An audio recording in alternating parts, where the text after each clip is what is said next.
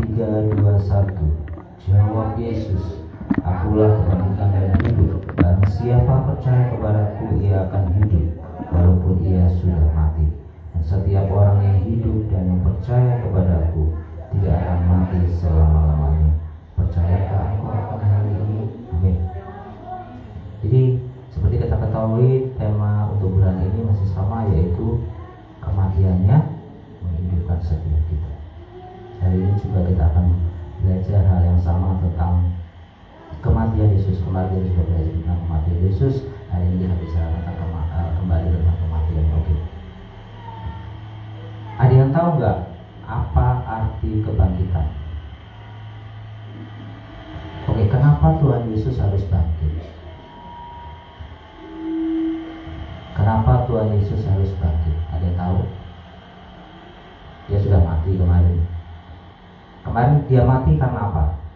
Kenapa dia mati? Ayo, masih ingat yang kemarin. Kenapa dia mati? Kenapa? Karena? Oh, oke. Yang lainnya, kenapa dia mati?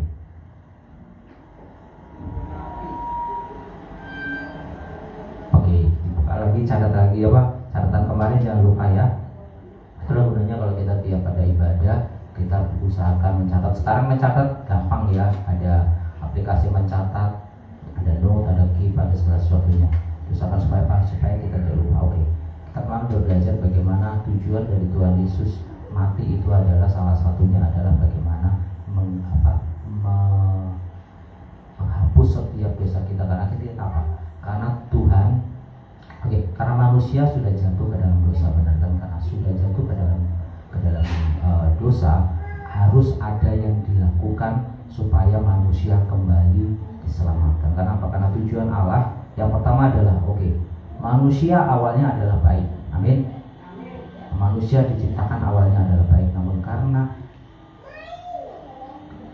kesalahan manusia sendiri akhirnya membuat manusia jatuh ke dalam dosa. Namun Allah tidak membiarkan kejatuhan manusia itu berlanjut. Artinya adalah Allah sudah merancangkan hal yang lain supaya akhirnya manusia kembali lagi kepadanya. Dan itu harus dilakukan dengan cara yang tidak biasa. Hukum Allah berkata bahwa mata ganti mata, gigi ganti gigi. Itu sebenarnya hukum yang adil ya. Dan itu yang harus Tuhan lakukan karena itu hukumnya Allah. Akhirnya adalah begitu manusia jatuh ke dalam dosa, artinya adalah manusia itu rohnya, segala sesuatunya itu sudah berada di bawah hukum dosa. Kita katakan akibat dari dosa adalah, upah dosa adalah maut. Artinya adalah begitu manusia jatuh ke dalam dosa, manusia layak untuk mendapatkan hukuman maut. Nah, bagaimana caranya supaya hukuman maut itu tidak ada atau tidak diterima oleh manusia? Artinya harus ada yang dibayarkan, yang dilakukan Yesus. Dan apa yang lebih besar daripada maut? Yang lebih besar daripada maut adalah Allah sendiri. Kenapa? Karena Allah mengalahkan segala sesuatunya. Allah melampaui segala sesuatunya, bahkan melampaui maut. Karena kalau Allah di bawah hukum maut, artinya dia bukan Allah.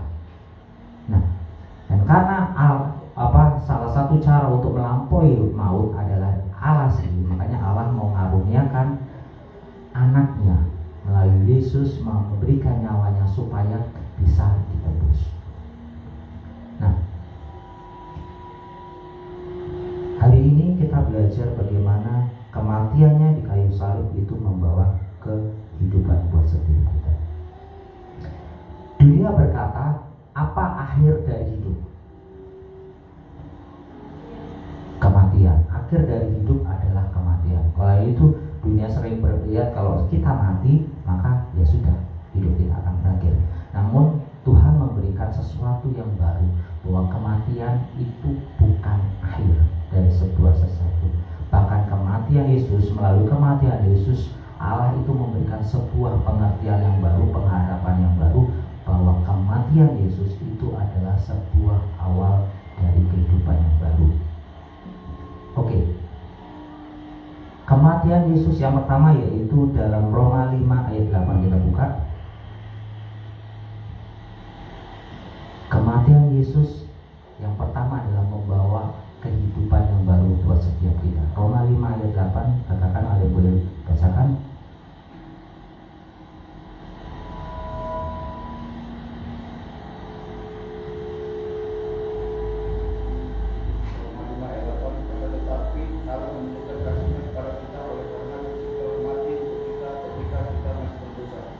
Ketika kita masih berdosa, Allah dikatakan menunjukkan kasih-Nya kepada kita. Artinya adalah bahwa pengorbanan yang dilakukan Yesus itu tujuannya untuk menyelamatkan setiap kita. Ketika kita masih berdosa, Allah justru menunjukkan kasih-Nya buat setiap kita. Perumpamannya seperti ini. Pada saat kita katakanlah pada saat ada tetangga kita mungkin melakukan, atau orang lain, orang yang kita kasih atau orang yang kita kenal itu melakukan sesuatu yang tidak mengenakan, katakanlah memukul kita, apa yang kita lakukan? Biasanya apa yang kita lakukan? Apa yang kita? Enggak apa-ngapain? Diam aja gitu. Membalas biasanya ya, biasanya membalas. Oke. Pada saat membalas, kenapa kita membalas? Biasanya karena kita nggak rela kan, kita nggak rela disakitin, kita nggak mau disakitin gitu ya. Itu sebenarnya sebuah tindakan yang manusiawi. Kenapa saya katakan manusiawi? Karena manusia masih hidup di dalam daging. Manusia hidup di dalam daging. Namun apa yang membuat perbedaan? Apa yang membuat perbedaan? Perbedaannya adalah ketika kita disakiti, mungkin pada saat itu kita membalas, namun ada sesuatu yang kemudian dilakukan selanjutnya. Kita memaafkan atau kita meminta maaf. Nah ini juga, nah posisinya pada saat itu gimana? Masih musuhan kan ceritanya, masih bertengkar kan. Nah ini juga yang sebenarnya dilakukan Tuhan kepada kita pada saat kita posisi kita masih berdosa, bukan pada saat kita posisinya sudah tidak berdosa. Justru Tuhan memberikan kasih-Nya atau menunjukkan kasih-Nya. Makanya dikatakan inilah sebuah anugerah, di mana kita pada saat kita tidak layak untuk menerimanya, justru Allah menunjukkan kasih-Nya. Makanya penyelamatan yang diberikan Allah kepada kita itu adalah sebuah anugerah. Kita yang tidak pantas, kita justru menerimanya. Upah dosa adalah maut. Nah kalau upah dosa adalah maut, kalau kita pada saat kita ada dosa di dalam hidup kita, harusnya kita menerima maut. Harusnya kita hidup di dalam maut. Harusnya maut itulah yang menguasai kita. Namun Tuhan menunjukkan bahwa melalui salib, maut itu tidak lagi berkuasa. Salib kalau orang dilihat secara duniawi itu adalah lambang penderitaan, namun justru Tuhan Yesus menunjukkan bahwa salib itu adalah lambang kasih-Nya. Makanya dikatakan salib adalah sebuah kesia-siaan. Pada waktu itu orang yang dihukum salib siapa? Siapa yang dihukum salib pada saat itu? Kalau kita baca sejarah, siapa yang pantas dihukum salib? Orang yang jahat. Menurut kita salib itu hukuman dari mana? Hukuman dari Israel, bangsa Yahudi, atau hukuman Romawi? Romawi ya. Nah permasalahannya adalah pada saat itu sebenarnya bangsa Romawi itu tidak mau ikut cawe-cawe dengan urusan agama, karena dia hanya mengurusin hal-hal secara politik saja. Jadi bagaimana Roma pada saat itu yang secara politik itu menguasai Yahudi atau menjajah Yahudi bisa sampai ngurusin Tuhan Yesus. Kenapa? Karena pada waktu itu melihat ada potensi pemberontakan, makanya harus diturutilah keinginan orang Yahudi pada saat itu. Nah, salah satu hukuman yang paling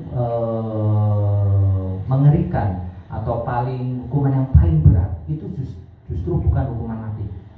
Pada saat itu di Romawi hukuman paling berat itu justru bukan hukuman mati, namun hukuman salib. Karena hukuman salib itu tujuannya satu, mempermalukan, kedua, menjadi peringatan. Karena apa? Karena hukuman salib itu, orang kalau disalib itu biasanya bisa mati berapa hari? Kalau pernah baca, nggak langsung saat itu mati. Kenapa? Bisa 2, bisa 3, tergantung stamina tubuh ya. Tapi artinya adalah orang yang disalib pada saat itu tidak langsung mati, tersiksa, kemudian digantung. Digantung artinya dipertontonkan di muka umum. Malu nggak kita? Malu, sudah dipermalukan, kemudian disiksa di depan umum. Tujuannya cuma satu, mati. Tapi matinya perlahan. Nah, itu namanya disiksa ya, matinya perlahan. Nah, kemudian juga menjadi peringatan. Karena apa? Karena hukuman salib itu pada saat itu hanya diberikan kepada pemberontak atau orang yang sangat-sangat punya kejahatan yang besar. Kalau kita sekarang mungkin pernah ada kasus pembunuhan banyak orang, atau mungkin yang kekerasan terhadap anak-anak, itu mungkin kita berkata udah hukum aja yang berat, seberat-beratnya gitu kan. Nah, saat ini juga adalah hukuman salib adalah hukuman yang paling berat, bukan hukuman mati. Karena mati langsung mati gitu kan, selesai udah gitu kan. Tapi hukuman salib adalah hukuman yang paling berat karena menyiksa. Nah, ketika orang dihukum salib, artinya adalah orang itu dianggap punya kutuk atau dikutuk. Karena Alkitab katakan adalah terkutuklah orang yang digantung, atau makanya gantung diri itu terkutuk. Kemudian yang di atas itu matinya di posisi atas itu dianggap terkutuk. Makanya Tuhan Yesus pada waktu itu oleh orang Yahudi dianggap orang yang terkutuk. Karena kan hanya beberapa orang saja yang mengenal tentang Yesus, murid-muridnya, mungkin beberapa orang. Tapi secara umum orang akan melihat, ada penjahat, benar kan? Kita orang umum mungkin kalau kita melihat, pernah lihat itu enggak apa namanya, orang yang di berita itu tahanan gitu, punya nomor tahanan. Kalau baju tahanan kan ada warnanya biasanya apa? Orange ya. Orange. Kalau koruptor tuh warnanya pink ya, pinky gitu ya. Ya. Nah, kalau kita lihat ada orang dengan tahanan, pikiran kita apa? Penjahat gitu kan. Tapi kalau keluarga kita pakai tahanan, kita berpikir dia penjahat ya? Belum tentu kan. Nah, demikian juga yang dialami Yesus. Murid-muridnya tahu bahwa dia bukan penjahat, namun karena dia mengenakan tanda-tanda sebagai seorang penjahat, maka secara umum orang akan melihat dia bahwa dia adalah penjahat, terkutuk. Makanya kalau kita lihat The Passion of the Christ, itu ada seorang yang Simon dari Kirene memanggul salib. Dia nggak mau. Awalnya dia nolak. Karena apa? Karena dia tahu, karena dia takut dia yang dianggap penjahat. Padahal dia bukan siapa-siapa kan. Padahal dia cuma dimintain tolong kan. Kalau pada saat dia disuruh memanggul, mungkin orang yang di sini tahu, dia diambil oleh penjaga, dipaksa untuk memanggul. Tapi yang setelah jalan 200 meter, tahu nggak dia siapa? Nggak tahu kan. Orang hanya lihat dia panggul salib. Pasti orang melihat, ini penjahatnya. Itulah, orang lain tidak tahu bahwa dia sebenarnya adalah bukan penjahat. Namun karena orang secara umum akhirnya melihat dia penjahat, akhirnya secara umum akhirnya orang melihat bahwa Tuhan Yesus pada saat itu adalah seorang penjahat, dipermalukan, dihina, dipertontonkan. Namun hari ini kita kembali melihat bahwa ternyata tujuan Yesus, kalau orang lain melihat bahwa salib itu adalah sebuah penderitaan, adalah sebuah permaluan, dipermalukan buat setiap orang-orang pada saat itu, namun salib ternyata membawa sesuatu yang baru yang tidak pernah kita pikirkan. Hal yang kedua adalah bahwa ternyata kematiannya itu memberikan pengampunan dan pemulihan kepada setiap kita. Kita buka Yohanes 19 ayat 30. Yohanes 19 ayat 30.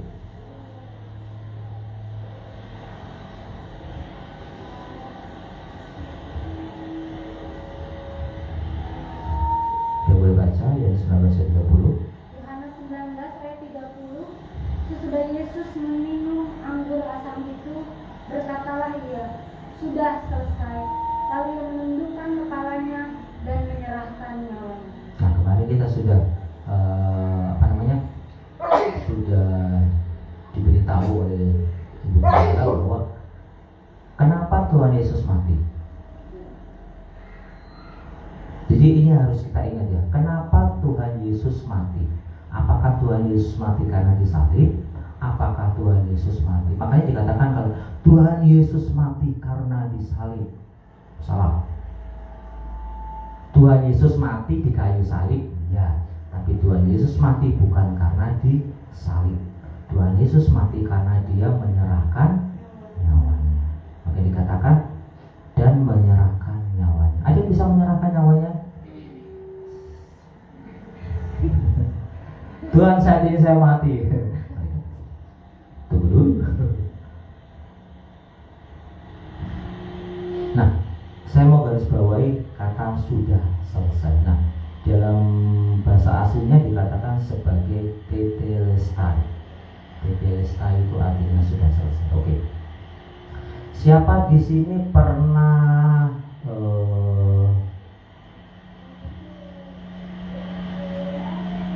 melakukan pembayaran sesuatu pakai bon atau pakai kwitansi atau pakai nota? Oke. Biasanya ada tanda lunas nggak? Ada. Oke. Hari ini katakanlah Bapak Novan sudah menerima kwitansi atau nota pembayaran, katakanlah saya beli sepeda motor seharga berapa sekarang? 15 juta katakanlah, 15 juta lunas. Ada stempelnya lunas. 5 tahun kemudian tiba-tiba ada orang berkata, "Pak, kemarin motornya itu masih ada utangnya loh." Gimana menurut kita? Masih mau gak kita? Apa? Lunas. Kalau lunas waktu itu kan sekarang bisa gak kayak gitu? Enggak kan? Enggak. Artinya adalah kalau ada kwitansi kemudian kita katakan ada stempnya lunas, itu artinya akan berlaku sampai kapan? Sampai kapan? Sampai selamanya. Masa sampai umur hidup kita kemudian kita punya anak kemudian ditagih anaknya mau bayar? Enggak kan? Sampai selamanya. Nah, itulah kata yang sama lunas itu juga yang dipakai di kwitansi atau surat bukti pembayaran pada zaman itu. Jadi kalau ada kwitansi pembayaran kemudian ada kata tetelestai, artinya adalah lunas. Nah, kata yang sama itu juga yang dipakai oleh penulis untuk menggambarkan peristiwa tentang kematian Tuhan Yesus dan dikatakan tetelestai, sudah selesai. Artinya apa? Sudah lunas. Jadi artinya adalah kematian Allah untuk membayar dosa kita itu sudah lunas. Kalau sudah lunas, apa artinya? Bisa ditagih lagi enggak?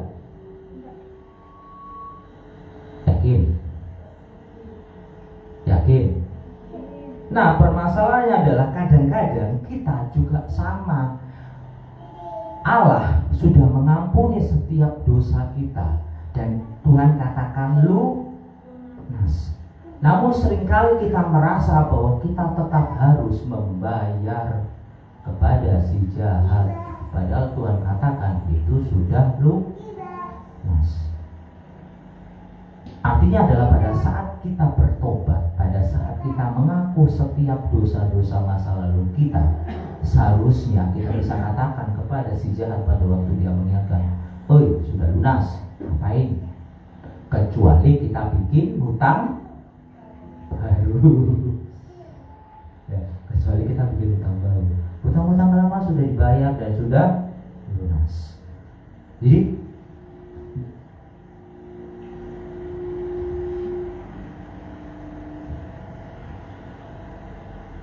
kalau kita masih hidup di dalam bayang-bayang tentang masa lalu, padahal kita sudah berkata kepada Tuhan Yesus, "Ampuni, saya sudah bertobat," dan Tuhan sudah katakan ampuni. Seharusnya tidak ada lagi apa merasa bersalah berdosa akan dosa-dosa masa lalu, karena katakan itu sudah lunas. Siapa yang di sini masih ingat tentang dosa-dosa masa lalu? Hari ini kembali firman katakan, sudah lunas loh, sudah dibayarkan. Jadi nggak usah lagi diingat-ingat. Diingat hanya untuk biar kita tidak melakukan hal yang sama, tapi bukan diingat bahwa kita tetap harus membayar. Nah, kalau kita tetap membayar, kalau kita tetap membayar, apa yang biasanya prinsip apa itu? Biasanya kalau kita kena apa? Pinjol ya. Pinjol itu kalau selama modal belum dilunasi, kita bayar, belum tentu itu bayar modal. Itu kadang-kadang hanya bayar bunga. Kadang hanya kita mas, kok nggak berkurang-kurang hutangku ya, malah makin bertambah ya. Ya sedemikian. Kalau tidak langsung dibayar lunas. Oke, siapa yang pernah pakai kartu kredit? Oke, prinsipnya kartu kredit gimana? Yang pernah pakai kartu kredit? Katakanlah kita punya hutang 1 juta. Sebelum jatuh tempo kita lunasin 1 juta. Masih punya hutang nggak kita? Enggak. Katakanlah saya punya hutang 1 juta. Kemudian saya belum mampu bayar 1 juta. Saya masih, katakanlah saya bayar 500. Berarti saya masih ada 500 ribu lagi kan? Nah, itu nanti kalau sudah jatuh tempo kena bunga nggak? Kena bunga. Berapa sekarang bunga? Bunga kartu kredit sekarang berapa? Berapa? Nggak ada. Oh, amin. Nggak ada yang pakai kartu kredit berarti. Saya baca aja sih. Bunga kartu kredit mungkin sekarang 1,75 atau per bulan atau. Artinya adalah selama kita tidak. Nah, begitu bunga itu begitu jatuh tempo. Kan nanti pembayaran berikutnya adalah 500 berarti kali 1,75 ditambahnya bunganya itu. Nah, kalau kita nanti nggak bayar, itu nanti akan tambah terus. Itu kartu kredit, itu yang masih wajar.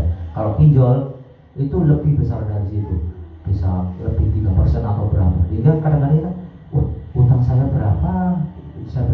Itu karena apa? Karena kita tidak membayar dari awal secara keseluruhan. Namun Tuhan katakan, dan itu baru bisa lunas kalau kita bayar semuanya.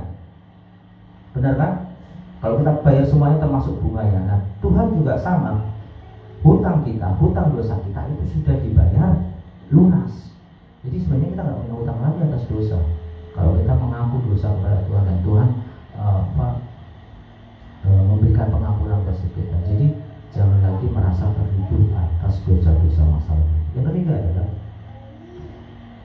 kematiannya itu mengalahkan kuasa dosa dan maut. 1 Korintus 15 ayat 55 sampai 57. Anda boleh baca. 1 Korintus 15 ayat 55 sampai 7. 1 Korintus 15 ayat 55 sampai 57. Hai maut, di manakah kemenanganmu? Hai maut, di manakah sematmu? Semat maut ialah dosa, dan kuasa dosa ialah hukum Taurat. Tetapi syukur kepada Allah yang telah memberikan kepada kita kemenangan oleh Yesus Kristus Tuhan kita. Tetapi syukur kepada Allah yang telah memberikan kepada kita kemenangan oleh Yesus Kristus Tuhan kita. Amin. Di Tuhan, waktu Dia bangkit, Dia memberikan kemenangan kepada kita. Kemenangan atas apa? Atas kuasa dosa dan maut. Ya, dulu mungkin kita diperbudak oleh dosa, mungkin dulu kita segala sesuatunya itu diikat oleh dosa. Namun sekarang kita hidup sebagai manusia yang baru pada saat kita mengaku dosa di hadapan Tuhan. Apa yang dimaksud dengan hidup yang baru? Pada saat kita mengaku dosa, pada saat Tuhan Yesus menyelamatkan kita, kita memperoleh hidup yang baru. Apa yang dimaksud hidup yang baru? Ada yang tahu?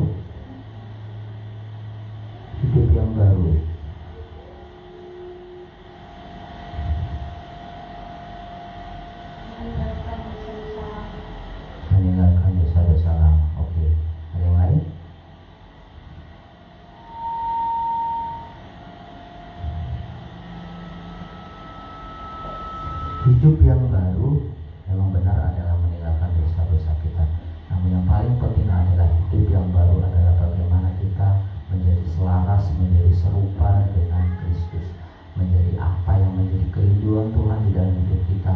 Itulah kehidupan yang baru. Kalau kita hidup baru, umpamanya seperti ini, kalau kita pindah ke tempat yang baru, katakanlah sekolah baru, biasanya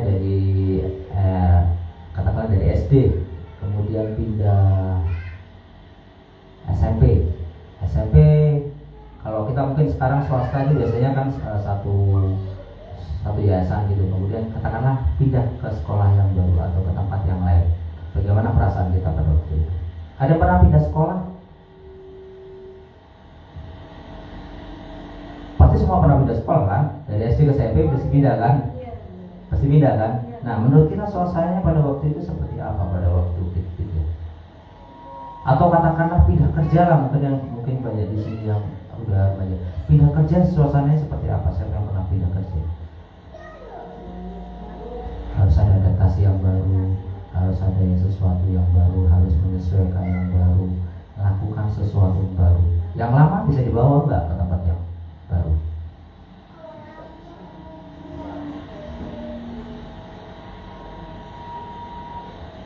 Sedikit kan?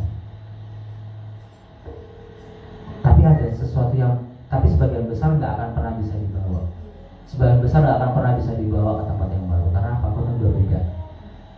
Nah, demikian juga dengan waktu kita hidup di dalam yang lama, waktu hidup yang baru, benar-benar baru nggak? Belum kan? Nggak bisa kan? Mungkin ada sedikit yang masih kita bawa, benar kan?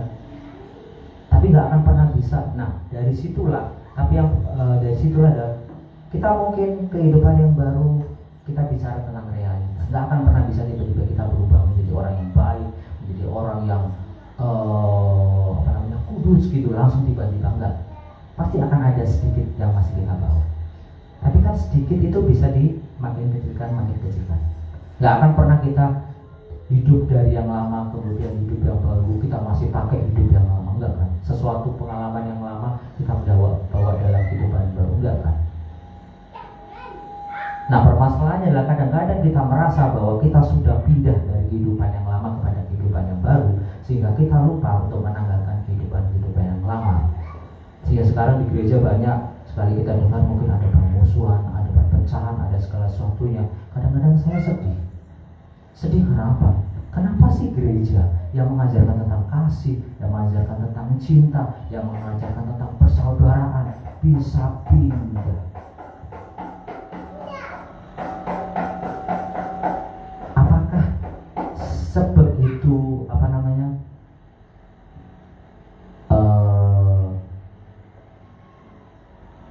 kritikal sebegitu pentingnya atau sebegitu mendasarnya perbedaan itu sehingga membuat sebagian orang harus berpindah kepada gereja yang lain? Di manakah kasih? Kadang-kadang saya begitu. Namun saya akan kembalikan kepada setiap orang itu adalah panggilan masing-masing. Namun kalau saya mendengar ada orang yang berpindah gereja karena ada pertentangan di dalam dirinya, biasanya dengan yang lain, paling sedih kalau saya udah gak cocok sama kembali yang dulu. Tapi saya akan kembalikan kepada tiap orang masing-masing. Namun kalau bisa, apa sih yang dikatakan gini? Apa sih yang bisa memisahkan kita dari kasih karunia Allah, kasih Kristus? Apa? Kita katakan apa yang bisa memisahkan kita dari kasih Kristus? Permusuhan, perpecahan? Tidak ada sesuatu yang bisa memisahkan kita dari kasih Kristus. Jadi kalau tidak ada sesuatu yang memisahkan kita dari kasih Kristus, kenapa hanya berbeda pendapatan? Berbeda pendapat dan akhirnya berbeda pendapatan membuat kita akhirnya harus bertengkar gitu. Kadang-kadang di gereja jujur aja bukan hanya berbeda pendapat, kadang-kadang hanya berbeda pendapatan gitu. Itu tapi gereja lain, gereja sih nggak ada. Kalau gereja yang udah besar, udah mapan gitu kan, sering kita dengar yang meskipun hanya rumor, dan saya yakin itu nggak benar, tapi ya nggak apa-apa lah buat pelajaran dalam setiap kita. Oke, kembali ke hadis itu, kenapa sampai situ ya? Hidup baru bukan hanya bicara tentang kehidupan kekal, Hidup baru tentang juga bicara bagaimana kita bisa memperbarui setiap langkah hidup kita, setiap kehidupan kita. Bagaimana kita bisa memperbarui juga pola pikir kita, bagaimana kita bisa memperbarui pola tingkah kita, supaya akhirnya kita semakin disempurnakan di dalam Allah. Kemudian hal yang keempat adalah di Galatia 2 ayat 20 berkata, aku telah disalibkan dengan Kristus, namun aku hidup, tetapi bukan lagi aku sendiri yang hidup, melainkan Kristus yang hidup di dalam aku. Jadi saya dikatakan bahwa menjadi hidup yang baru adalah bagaimana kita menjadi selaras, menjadi serupa dengan Allah. Artinya adalah Tuhan, kita bukan lagi hidup menurut kemauan kita, namun bagaimana dikatakan bukan lagi aku sendiri yang hidup, melainkan Kristus yang hidup di dalam aku. Prinsip di dalam kehidupan kerohanian kita adalah bagaimana Allah di dalam kita dan kita di dalam Allah. Jadi Allah itu ada dua dimensi. Di dalam kita, artinya ada di dalam kita, memberikan kita pengertian, memberikan kita pengertian atau pewahyuan yang baru, memberikan kita insight. Nah, bahasa Indonesia insight ya. Pengertian yang baru di dalam hidup kita, melalui pola pikir kita, melalui segala sesuatunya. Allah di dalam kita melalui siapa? Melalui Roh Kudus. Dan kita di dalam Allah. Sebenarnya ada 3 dimensi ya. Allah di dalam kita, Allah beserta kita, dan Allah dan kita di dalam Allah. Artinya adalah Allah di dalam kita ini bicara tentang Roh Kudus. Allah beserta kita ini bicara tentang Yesus pada saat dia menjadi manusia, dan kita di dalam Allah, artinya kita diam di dalam Bapa.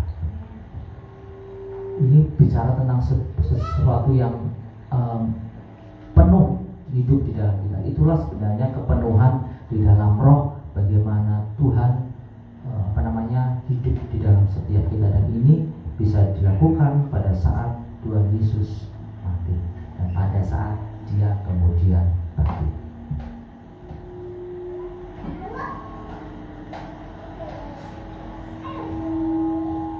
Hidup yang berasal dari salib adalah hidup yang dipenuhi oleh kasih, pengharapan, dan tujuan. Kita dihidupkan bukan hanya untuk diri kita sendiri. Artinya adalah pada saat Allah diam di dalam kita, kehidupan itu bukan hanya untuk diri sendiri, namun juga untuk orang lain. Menurut kita, Yesus itu bangkit untuk kita atau untuk semua?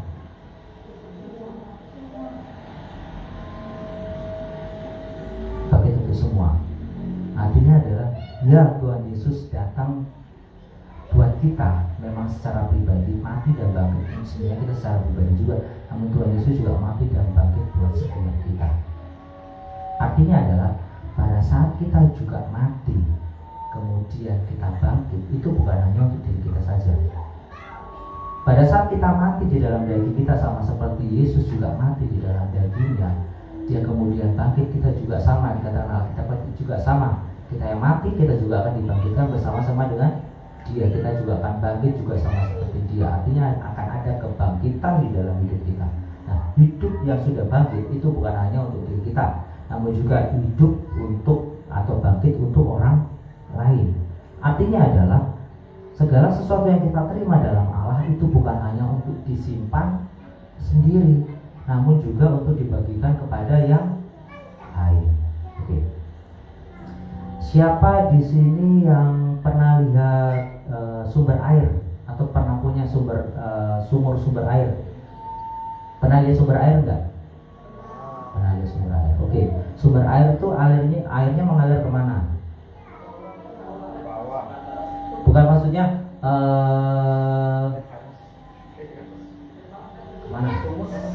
Sumur.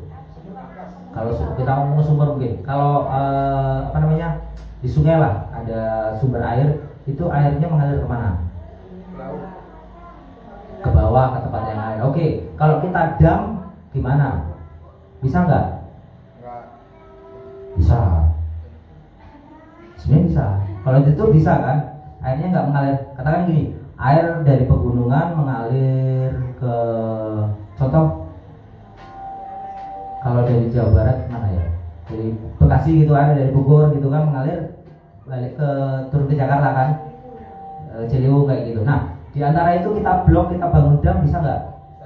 Bisa. Apa yang terjadi kalau kita bangun? Apa kita tutup? Makin penuh kan? Oke, makin penuh. Kalau nyata makin penuh, kita tinggiin temboknya, bisa nggak? Masih bisa. Tapi sampai seberapa tingginya kita pasti akan terbatas kan? Kenapa? Karena airnya masih mengalir. Bagaimana caranya supaya nggak penuh? Tutup sumbernya kan, tapi nggak mungkin tutup sumbernya karena dari alam ya. Nah, itulah sebenarnya kasih Allah buat setiap kita. Kalau Allah memang benar-benar di dalam hidup kita, sebenarnya kasih itu harus mengalir. Bisa kita tutup, bisa kita batasin, tapi nanti lama-lama akan jebol juga gitu kan, karena nggak kuat. Dan dam yang dikatakan yang dam itu suatu saat pasti ada saat-saatnya dia harus dibuka, bener kan? Karena apa? Karena tekanan air akan tinggi naik, itu takutnya jebol. Jadi harus kadang-kadang harus dirilis supaya apa? Supaya tekanannya tidak tinggi. Nah, berkat daripada Allah juga sama. Berkat di dalam Allah itu harusnya tidak bisa kita kungkung sendiri atau kita tidak simpan sendiri. Bisa kita simpan sendiri, tapi lama-lama nanti kita yang susah sendiri. Karena apa? Karena berkat Allah itu harus memang tersebar. Makanya dikatakan firman Allah itu tidak pernah kembali dengan sia-sia. Mengalir dari kita, ini firman Allah katakan ini mengalir dari dalam hidup kita, melalui perbuatan kita, melalui perkataan kita, melalui segala sesuatu yang kita katakan, itu pasti nanti harus mengalir. Jadi jangan pernah membatasi kasih karunia Allah di dalam hidup kita. Jangan pernah membatasi berkat Allah di dalam hidup kita. Kadang-kadang kita membatasi berkat Allah di dalam hidup kita. Caranya gimana? Itu dengan menutup berkat itu buat orang lain. Jadi kalau kita ada berkat, jangan lupa masih ada saudara-saudara kita yang juga membutuhkan berkat itu. Dibagi, di-sharing. Berapa besarnya? Tanya Allah, begitu. Karena ini bicara tentang kasih, karena ini bicara tentang bagaimana empati kita terhadap orang lain. Kenapa? Kalau kita tutup itu, kita batasin itu, kita tidak pernah bagi sama orang lain, suatu saat Allah berkata, waduh, kalau nggak tutup, lama-lama jebol. Kalau air jebol, kalau dam jebol, apa yang terjadi? Banjir ya. Berkat atau bencana? Bencana. Pernah dengar bencana berkat nggak? Katakanlah air itu adalah berkat, kemudian jebol damnya, kemudian berkatnya meluber. Apa ya? Kalau air meluber kemana? Kemana-mana kan? Kemana-mana air kemana? Air meluber itu kemana-mana ya. Nggak ada air meluber itu bisa jalan lurus gitu. Tapi kalau kita ada damnya, ada itunya kan bisa kita arahkan. Tapi kalau sama juga berkat. Kalau berkat nggak udah meluap, udah meluber, udah jebol, itu kemana-mana. Kemana-mana apa artinya? Berkat yang kemana-mana itu apa artinya? Terbuang percuma. Sama seperti kalau seorang petani kemudian menabur benih, pernah nggak nabur benih? Ya udah, ya kalau gitu. Siapa petani sini? Ada petani yang menabur benih. Tuhan Yesus baik, nggak mungkin kan? Pasti dirapi supaya apa? Supaya rapi satu, kemudian juga benihnya kemana-mana. Kalau benih kemana-mana apa yang terjadi? Bisa tumbuh nggak? Bisa. Ada yang bisa, ada yang enggak. Bisa, tapi sayang kan? Benih mahal nggak? Atau benih murah? Benih mahal kan? Karena dari satu benih itu bisa menghasilkan tanaman yang baru yang lebih banyak menghasilkan. Makanya harga benih biasanya mahal. Nah, demikian juga kalau berkat atau berkat itu kemana-mana, karena kita membatasi, karena jebol, itu akhirnya kemana-mana dan akhirnya apa yang terjadi? Kesia-siaan. Dan Allah tidak suka yang namanya kesia-siaan.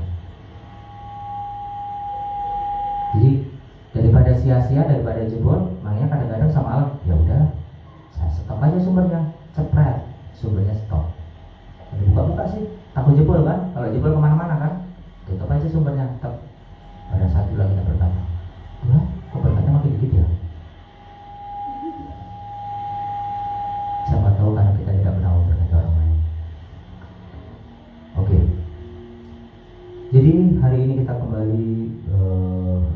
menekankan Tuhan bahwa Paskah bukan hanya sebuah peristiwa yang terjadi 2000 tahun yang lalu. Paskah juga bicara tentang bagaimana, atau kebangkitan Tuhan Yesus juga bicara tentang bagaimana hidup yang baru yang kita terima melalui kebangkitannya. Kemudian yang kedua, kematiannya bukanlah sebuah kekalahan. Mungkin dunia melihat itu sebuah penderitaan, namun kita belajar hari ini bahwa kebangkitan atau kematiannya adalah sebuah kemenangan buat setiap kita, awal dari sebuah kemenangan. Karena apa? Kalau kita lihat di agama-agama yang lain, apa yang terjadi?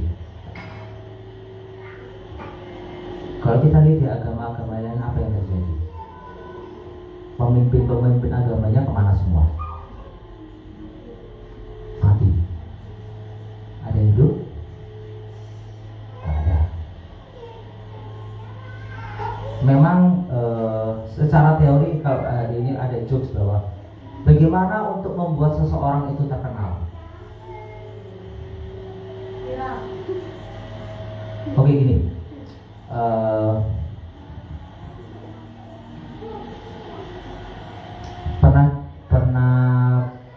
Pernah dengar Afandi pelukis? Pernah ya, pernah. Pada saat dia melukis, harga lukisannya murah apa mahal? Mahal. Pada saat dia meninggal, harga lukisannya gimana? Lebih mahal. Jadi beberapa orang berkata bahwa untuk membuat seseorang itu menjadi lebih terkenal, hasilnya lebih terkenal atau lebih mahal, apa yang harus dilakukan? Mati dulu. Harus mati dulu. Memang itulah ya. Harga, contoh katakanlah sekarang harga buku, contoh katakanlah pada saat dia hidup mungkin akan terlalu terkenal. Kami di Jogja itu ada namanya, lupa namanya, ada seorang pelukis. Itu kebetulan hidupnya itu, rumahnya itu tinggal di sebelah rumah kami. Tinggal di sebelah, dia bukan rumah kami sih, rumahnya kakek tinggal di sebelah. Pada saat dia hidup, pada waktu dia membuat lukisan, itu orang berkata, ih lukisannya apa sih? Karena dia lukisannya kebanyakan abstrak. Ini apa sih ini? Kemudian waktu orang membeli, waktu itu 50 juta. Lukisannya apa nih? Pada saat dia meninggal, lukisannya jadi berapa? 500 juta. Gitu kan. Artinya adalah, apakah seperti itu seseorang menjadi terkenal pada saat dia sudah meninggal? Nah, Tuhan Yesus tapi beda. Dia terkenal bukan karena dia sudah meninggal, namun karena dia sudah apa? Sudah hidup. Yang membuat perbedaan Yesus dengan yang lain adalah bagaimana dia mengalahkan maut. Kalau maut saja tidak bisa dikalahkan, bagaimana yang lain dikalahkan? Benar kan?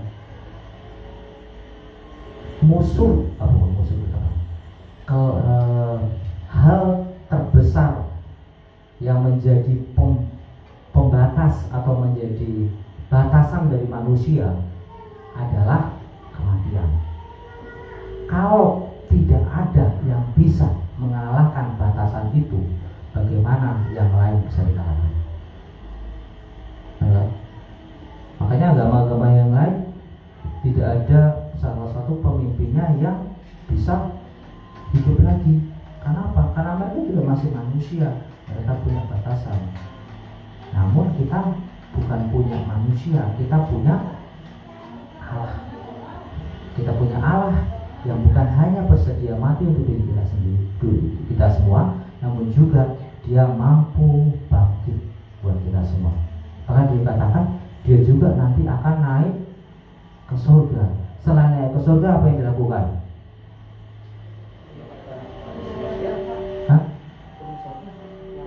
Ngapain Tuhan Yesus di surga? Ayo, ngapain Tuhan Yesus di surga? Duduk-duduk ongkang-ongkang menerima jamuan daripada malaikat. Dia mempersiapkan tempat buat kita semua. Dan pada saat saatnya nanti dia akhirnya harus datang kembali untuk menjemput mempelainya, dan juga memberikan penghargaan. Sebenarnya tujuannya utama adalah kalau kita kembali ke Wahyu akan ada namanya nanti apa? Perkawinan anak domba.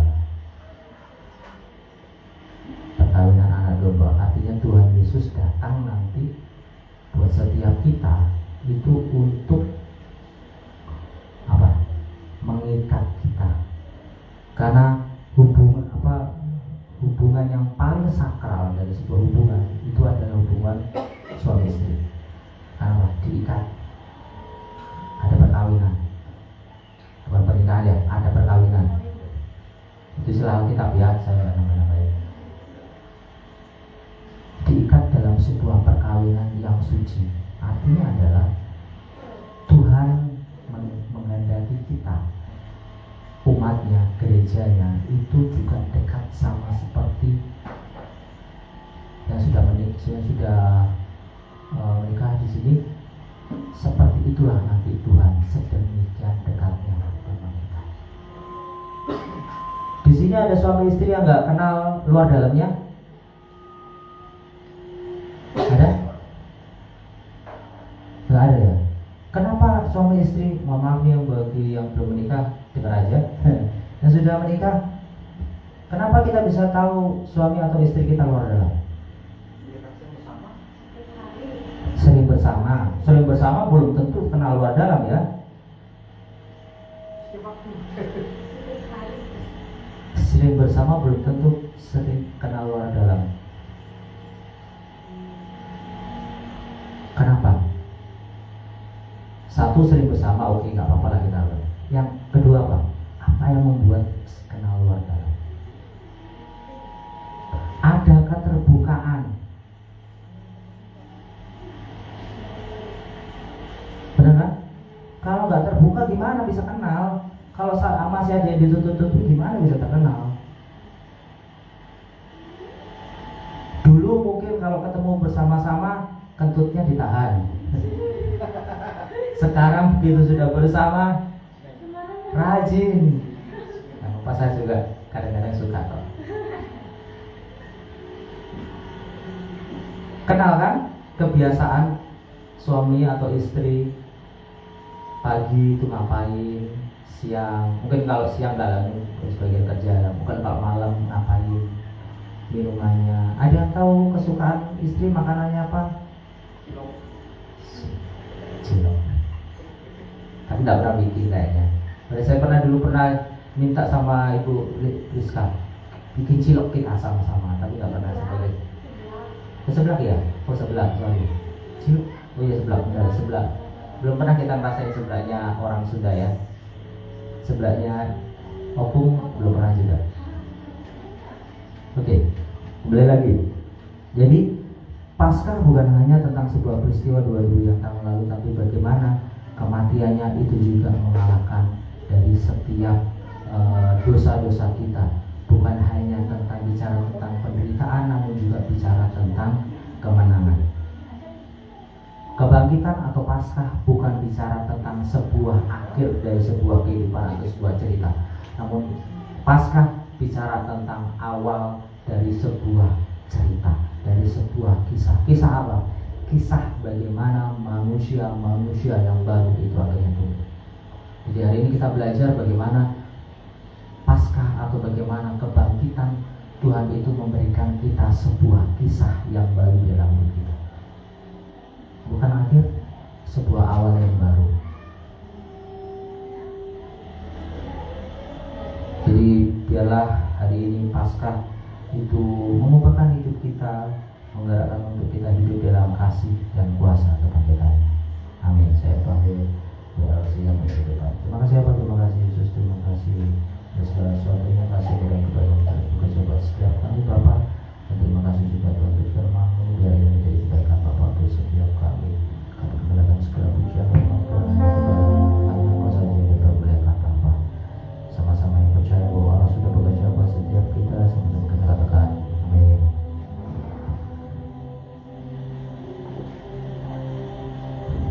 Shalom Bapak Ibu Saudara, diberkati dengan firman Tuhan. Boleh lambaikan tangannya. Amin. Kita akan memberikan persembahan kita yang kedua. Sebelumnya kita bersatu hati di dalam doa. Terpujilah nama-Mu Tuhan. Terima kasih Bapa buat karya salib-Mu, bahkan kebangkitan-Mu hari ini Bapa.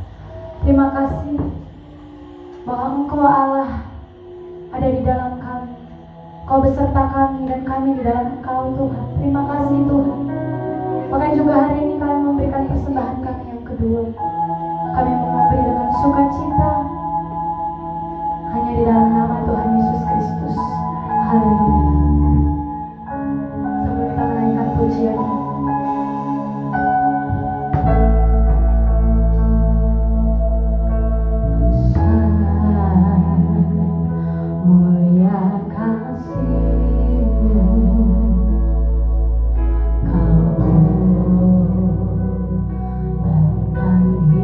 you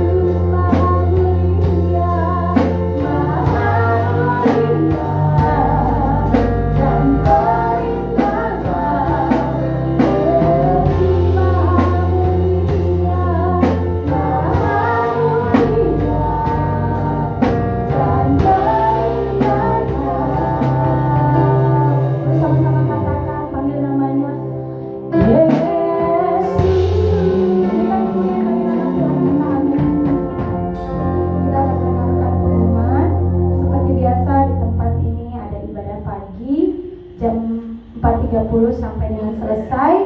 Di hari Minggu dia ditiadakan karena di tempat ini ada ibadah 1 jam sebelum ibadah menopang jam 9 pagi. Di hari Rabu ada konser, kami mengundang, mari kita bergabung bersama-sama kami di konser. Waktu dan tempat bahkan yang bertugas akan diinformasikan di WhatsApp group.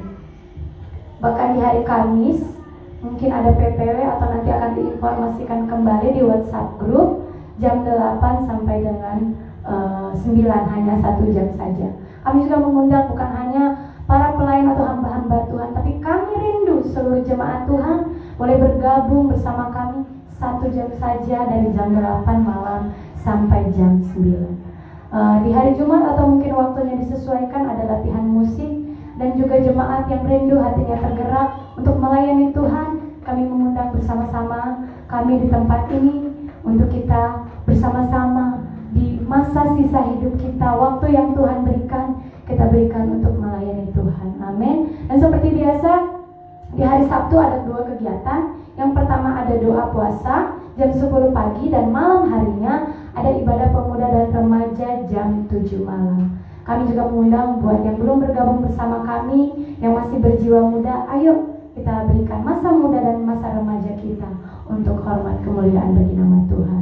Bahkan juga seperti biasa di hari Minggu ada ibadah Minggu, ibadah raya, hari Sabat Tuhan jam 10 pagi sampai dengan selesai.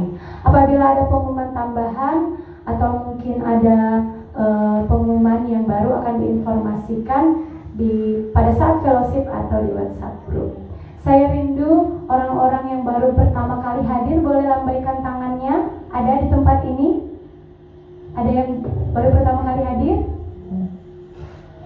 Boleh berikan kemuliaan bagi nama Tuhan kita. Ada yang baru pertama hadir? Boleh teman kiri kanannya boleh berikan salam, katakan selamat datang. Boleh bergabung di tempat ini. Apabila belum tertanam di sebuah gereja, kami mengundang bergabung di tempat ini. Apabila mungkin sedang berpartisipan atau sedang liburan, Tuhan Yesus memberkati liburannya. Amin. Demikian pengumuman kita. Saya undang kita bangkit berdiri.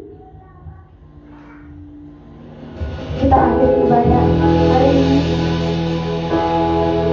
Di setiap hari kami mau katakan,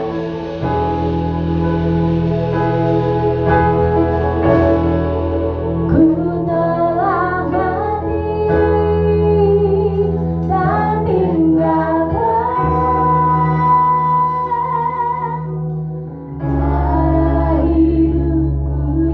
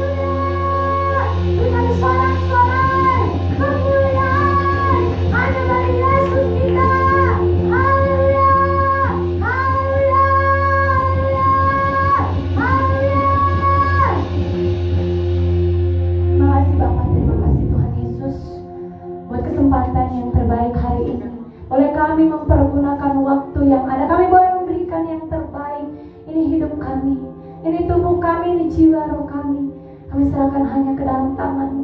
Jadilah seperti yang Kau ingini Tuhan. Biarlah kami memiliki Tuhan hidup yang baru, dan kami mau memberikan yang baru. Kami mau meninggalkan dosa-dosa kami yang lama, dan kami di hari-hari ini Tuhan, kami mau lebih lagi sungguh-sungguh, lebih dalam lagi mengenal akan Engkau Tuhan. Tolong kami Tuhan, kami mau sungguh-sungguh. Kami gak mau lagi bermain-main dengan dosa Tuhan. Kami gak mau lagi menyalibkan dosa itu Tuhan. Kami gak mau, tapi kami mau Tuhan memikul salib yang daripada-Mu Tuhan. Kami mau hidup kami berharga Tuhan. Kami mau mempermuliakan nama-Mu melalui hidup kami. Kami mau Tuhan lebih lagi dekat dengan-Mu Tuhan Yesus. Dari setiap kami Bapa, kami berdoa buat hamba-Mu yang sudah menyampaikan isi hati firman-Mu, yaitu Bapak Nova, yang Kau percayakan di tempat ini. Kau berkati pelayanannya di tempat ini. Kau berkati pekerjaannya, usaha mereka Engkau berkati. Biar Engkau berkati pelayanan mereka, semakin banyak jiwa dimenangkan. Kami serahkan semua ke dalam tangan-Mu Tuhan. Pekerjaan tangan-Mu berkuasa atas pelayanan hamba-Mu Tuhan. Diberkati juga Tuhan, yaitu Mama Sema yang sedang tidak ada di Batam juga. Biar melalui hamba-Mu ini juga banyak jiwa dimenangkan. Bahkan Bapak kedua putrinya, Sema dan Krisan, yang sudah setia melayani di tempat ini, pakai keluarga besar ini untuk melayani Tuhan. Kami serahkan semua ke dalam tangan-Mu Tuhan. Kami serahkan hidup hamba-Mu ke dalam tangan-Mu Yesus. Bahkan juga kami berdoa buat hamba-Mu yang Kau percayakan di tempat ini, Ibu Pendeta Lisbeth Suryani Tambunan Tuhan, pemimpin gembala sidang-Mu di tempat ini. Biarlah taruhlah pemikiran-Mu menjadi pemikirannya Bapa. Apapun kerinduan-Mu menjadi kerinduannya. Genapilah karya-Mu di dalam kehidupan. Apabila gereja ini Tuhan dinubuatkan sebagai mercusuar Tuhan, bawa gereja ini untuk menggenapi kerinduan-Mu, yaitu Tuhan menjadi mercusuar, menjadi terang dan garam dunia, menjadi terang di tengah kegelapan yang ada di lingkungan Tuhan, di lingkungan bahkan yang ada di kota maupun di bangsa. Genapilah karya-Mu melalui hamba-Mu Ibu Pendeta Lisbeth Suryani Tambunan di dalam nama Yesus Kristus. Api-Mu bernyala-nyala, berkobar-kobar, Kau impartasikan kuasa itu turun atas hamba-Mu di dalam nama Yesus Kristus. Bapa yang baik, kami serahkan semua ke dalam tangan-Mu. Pelayanan yang Kau berkati, dari perkataan tindakannya, biarlah kuasa itu mengalir aliran-aliran Roh Kudus-Mu Tuhan. Aliran-aliran yang mengalir seperti air yang mengalir bahkan dari sungai yang turun dari bait suci, dan itu terimpartasi melalui hamba-Mu, bahkan juga terimpartasi kepada setiap kami jemaat Tuhan GPI Javanisi di dalam nama Yesus Kristus. Di dalam nama Yesus Kristus Tuhan. Pelayanannya Bapak, ini sebagai ketua BPD GPA Kepri Sebatam juga, terima kasih Kau berikan tanggung jawab ini, bahwa hamba-Mu semakin sungguh-sungguh, semakin giat di dalam pelayanan Tuhan, semakin berapi-api bernyala-nyala. Bahkan juga tanggung jawab yang Kau berikan ini sebagai bendahara PHT Syaibudu. Tuhan tolong mampukan dan kuatkan hamba-Mu untuk melakukan firman-Mu, untuk melakukan setiap tanggung jawab yang Kau beri. Bahkan juga jemaat-Mu Tuhan yang Kau percayakan kepada hamba-Mu, gembala sidang Tuhan. Bapa, bila melalui hamba-Mu, domba-domba-Mu di tempat ini, jemaat-Mu di tempat ini mengenal suara-Mu, mengenal akan Engkau, bahkan melakukan setiap firman-Mu Tuhan.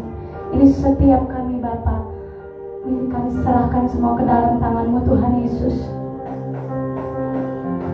Kami bawa juga Tuhan kami yang udah hadir hari ini Yesus, yaitu jemaat GPI Javanisi. Kau tahu pergumulan kami ya Tuhan. Kau tahu mungkin kami yang lemah saat ini, kami percaya dikuatkan. Kami yang down mulai dibangkitkan Tuhan. Kami yang sedang putus asa Kau berikan Tuhan. Pengharapan itu hanya ada di dalam Engkau. Kami yang sedang mencari pekerjaan, Kau buka lapangan pekerjaan, kami terima itu di dalam nama Yesus. Kami yang sedang mencari pasangan hidup, Kau berikan yang takut akan Tuhan yang terbaik sesuai dengan waktu Tuhan. Apabila kami sedang bergumul, sedang mengalami tekanan hidup Tuhan, tolong kami buka jalan. Bahwa Tuhan, jemaat GPI Javanisi di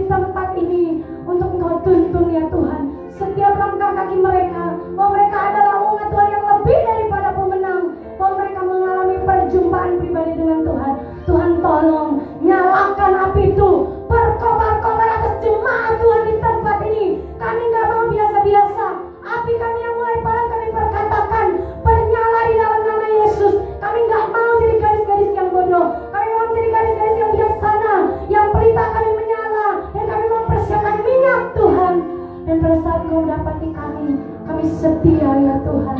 Dan Engkau mengangkat kami. Tuhan, tolong persiapkan umat-Mu di tempat ini untuk lebih lagi sungguh-sungguh di dalam Kau, bukan lagi bermain-main. Kami serahkan semua ke dalam tangan-Mu. Kuatkan dan teguhkan hati gembala-Mu di tempat ini, Bu Pendeta Lisbeth Suryani Tambunan, untuk semakin membawa jemaat Tuhan semakin teguh di dalam iman mereka, semakin mengenalkan Engkau Tuhan. Bahkan juga Bapak Ferdinand ya Tuhan, yang setia mendampingi, diberkati pelayanannya, diberkati kedua tangannya Kau yang buat berhasil dan beruntung. Bahkan sebagai ketua kaum pria sejati, boleh banyak pria-pria dimenangkan Tuhan, imam-imam Tuhan di dalam keluarga dimenangkan dalam nama Yesus. Melalui pelayanan hamba-Mu, biarlah pria-pria sejati bangkit di dalam nama Yesus. Imam-imam di rumah Tuhan, di rumah tangga mereka bangkit di dalam nama Yesus. Melalui pelayanan hamba-Mu Tuhan, biarlah hamba-Mu boleh menjadi teladan dan contoh Tuhan bagi setiap jemaat-Mu di tempat ini. Pakai urapan yang spesial, urapan yang beda Tuhan. Bapak, urapan pemimpin turun atas kedua hamba-Mu, urapan gembala hikmat wibawa Allah. Bapak, bahkan karakter ilahi, karakter Kristus turun atas kedua gembala kami, kedua hamba-Mu di tempat ini. Bahkan juga Viola dan Yolanda yang melayani Tuhan. Bahkan Yolanda yang ada di Semarang juga pakai dia, pakai mereka berdua untuk menjangkau anak-anak muda, yaitu generasi Yeremia akhir zaman. Bawa mereka mengalami Tuhan lebih dalam, bawa mereka untuk menggenapi firman Tuhan. Sebagaimana kedua orang tuanya Kau pakai secara luar biasa, Kau pakai juga kedua putrinya untuk menjangkau jiwa-jiwa muda, dan pakai mereka untuk hormat kemuliaan bagi nama Tuhan. Kami berdoa buat persembahan-Mu khusus berpuluhan. Persembahan kedua, persembahan pertama Kau berkati. Persembahan ini untuk hormat kemuliaan bagi nama-Mu, bahkan untuk mencukupkan setiap kebutuhan yang ada di gereja ini ya Tuhan. Berkati juga Batam dan Indonesia. Bapak, di hari kebangkitan kami mau bersatu hati melepaskan berkat bagi kota dan Indonesia. Kami klaim, kami perkatakan Batam menjadi barometer ekonomi, kota pujian penyembahan, kota kubu, kota perlindungan, di mana ada hadirat Tuhan ya, kota Batam Tuhan. Pakai anak-anak Tuhan, gereja-gereja Tuhan bangkit.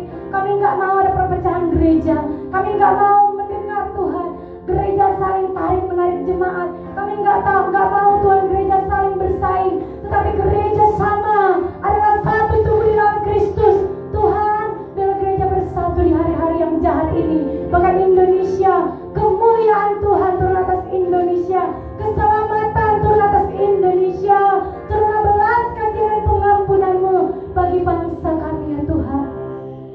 Jauhkan dari murka-Mu Tuhan atas bangsa kami, jauhkan dari kelaparan, kemiskinan, tapi bangsa kami semakin maju, semakin bangkit. Diberkati pemimpin kami Bapak Prabowo, wakilnya, jajaran yang baru, berikan hikmat, kebijaksanaan, jalan keluar untuk membawa Indonesia semakin bangkit, semakin maju di dalam Tuhan. Diberkati perekonomiannya semakin dipulihkan. Diberkati seluruh warga-warga, jiwa-jiwa dari Sabang sampai Merauke, terjadinya pemulihan, terjadinya tuayan, terjadinya kelepasan, terjadinya kebangunan rohani yang besar melanda bangsa kami. Api Pentakosta ketiga terjadi atas Indonesia. Kami serahkan semua ke dalam tangan-Mu Tuhan. Curahkanlah, karena pada hari-hari terakhir firman-Mu berkata Kau akan mencurahkan roh-Mu ke atas umat-Mu Tuhan. Curahkan roh-Mu ke atas umat-Mu, ke atas umat-Mu bangsa kami Tuhan. Kami serahkan semua ke dalam tangan-Mu Tuhan. Bangsa Indonesia Tuhan, kami tolak roh perzinahan, roh perdukunan, pesta pora Tuhan, perselingkuhan Bapa. Bahkan juga kami tolak roh homoseksual, lesbian Tuhan, pergaulan bebas.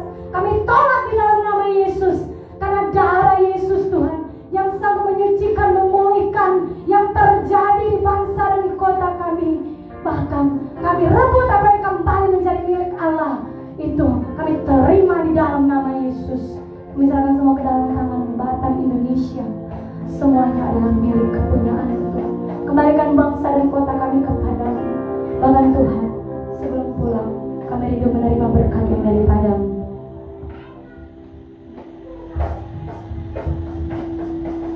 Mari kekasih-kekasih Yesus Kristus, angkat kedua tangan-Mu, arahkan hatimu untuk menerima berkat daripadanya. Pulanglah, Tuhan memberkati engkau dan melindungi engkau.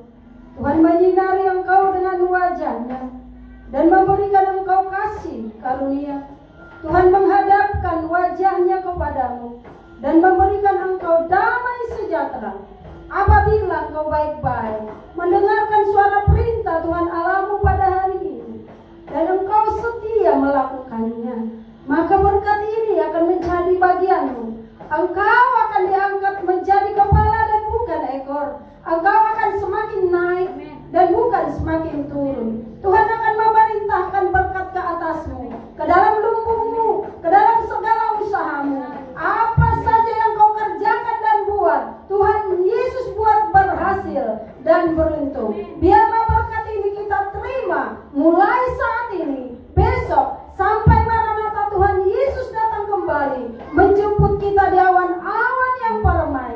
Mari saudara yang sudah menerima berkat, sama-sama katakan amin. Selamat hari Paskah, Tuhan Yesus memberkati.